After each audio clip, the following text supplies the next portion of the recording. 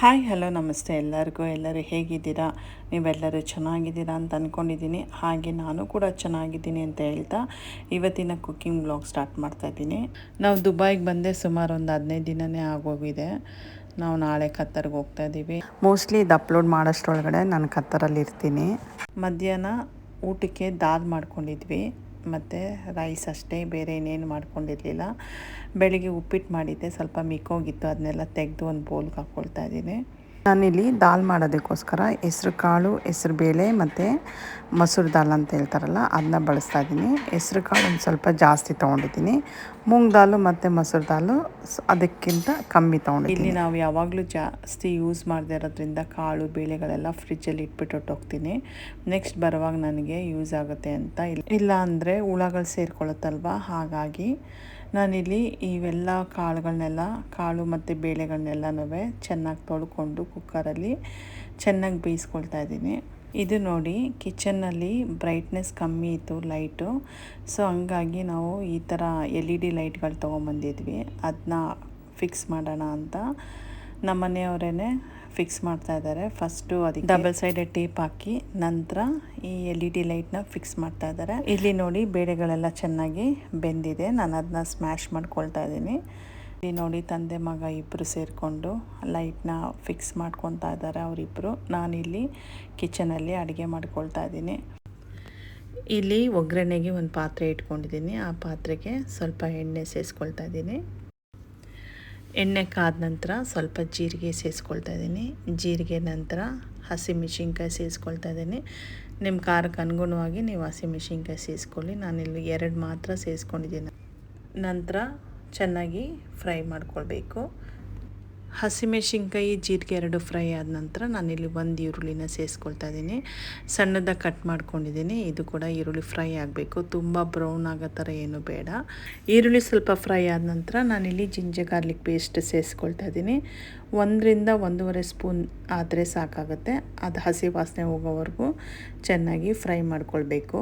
Ginger garlic paste ಹಸಿ ವಾಸನೆ ಹೋದ ನಂತರ ನಾನಿಲ್ಲಿ 1.5 ಟೊಮೊಟೊ ಅಷ್ಟು ಕಟ್ ಮಾಡಿ ಫ್ರೈ ಮಾಡ್ಕೊಳ್ತಾ ಇದ್ದೀನಿ.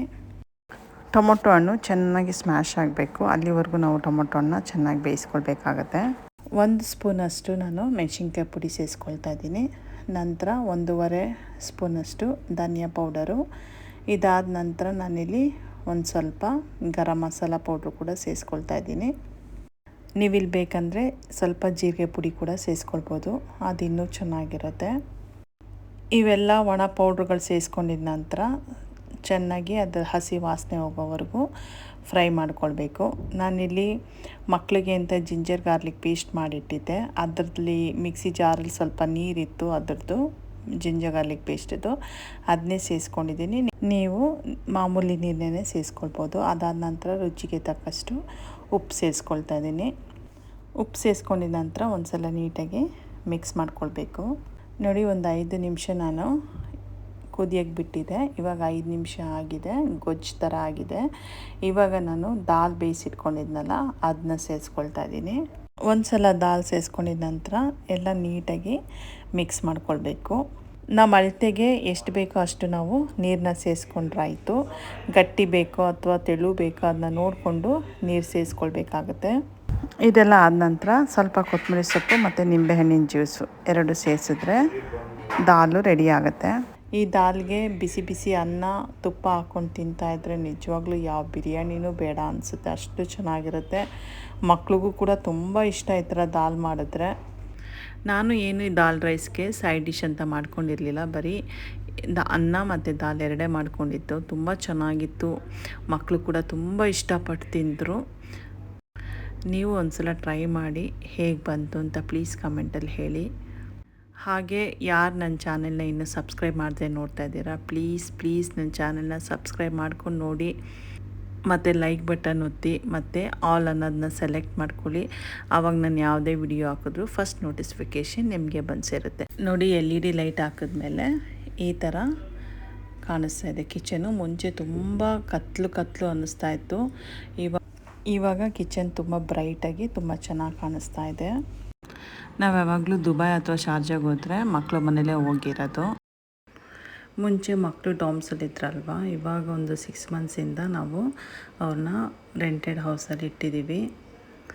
ನಾವೇನಾದರೂ ಕತಾರಿಂದ ದುಬೈಗೆ ಬಂದಾಗಲೂ ನಮಗೆ ಹೋಟ್ಲಲ್ಲಿ ಹೋಗಿ ರೂಮ್ ಬುಕ್ ಮಾಡಬೇಕು ಅಂತ ಏನಿಲ್ಲ, ಮಕ್ಕಳು ಮನೆಯಲ್ಲೇ ಬಂದಿರ್ಬೋದು.